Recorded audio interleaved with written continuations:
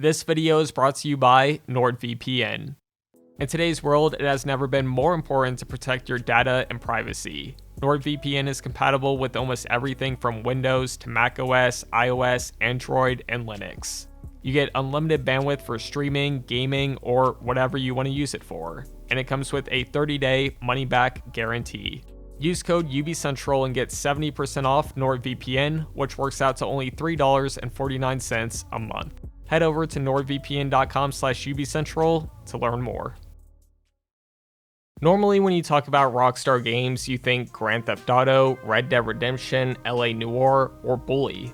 Unfortunately, a title that often gets overlooked is Max Payne 3. It's actually considered a financial disappointment for Rockstar, and for those of you who don't know, Remedy Entertainment actually created the first two games. After that, Rockstar bought the license, and development supposedly had started as early as 2006. Max Payne 3 would face several delays, with the game originally scheduled for 2009, but not officially releasing until 2012. This game had a 3-year delay, which isn't unusual for Rockstar, but keep in mind this is a linear story, not a massive open world. Now, before we jump into this, I have to admit, I've never played Max Payne 1 or 2, so for me, this was my first and only entry into the series. Max Payne 3 follows protagonist Max Payne, who's dealing with addiction to alcohol and painkillers. He's retired from the NYPD and really has nothing more to lose. Eventually, he finds himself becoming a bodyguard for the Bronco family, and the rest is history. Despite not playing the first two games, Rockstar does a really great job making this story stand on its own. There's flashback scenes which do a great job explaining what happened, but they don't spend too much time on it because they want to push the story forward.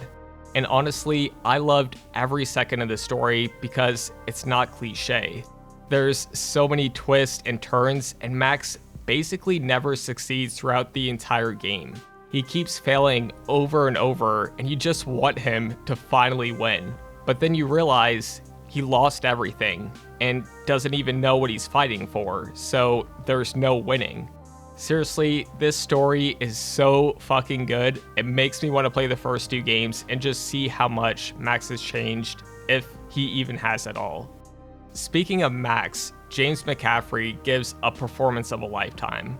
The voice acting from the entire cast is great, but my god, this dude says so many good quotes and his delivery is just perfect. From start to finish, you'll just wish there was more dialogue. And that's one of the only issues with this game. You can beat it in around 8 hours and it just doesn't feel like enough. From what I hear, it's still double the length of the original games, but I just didn't want to stop playing. The gunplay, as you probably already know, is fantastic. Every single gun feels different, sounds different, and just can be useful in different situations. I played on hard without any aim assist, and I really think it's the best way to play. I mean, almost every kill feels satisfying, especially when you go into slow motion and get those nasty headshots. I actually found myself resetting checkpoints a few times just so I could look more badass as I took out a bunch of people. There's also certain points during missions where it's gonna force you to go into slow motion, and these are amazing. They always found a way to switch it up and put you in different situations, and I really appreciated that. Actually, each chapter feels unique.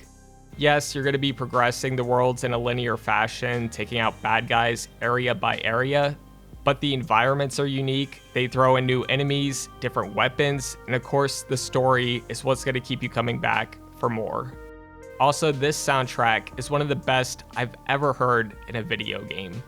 The last mission, you're in an airport taking out so many enemies and the music starts kicking in. Oh my god, it's so good.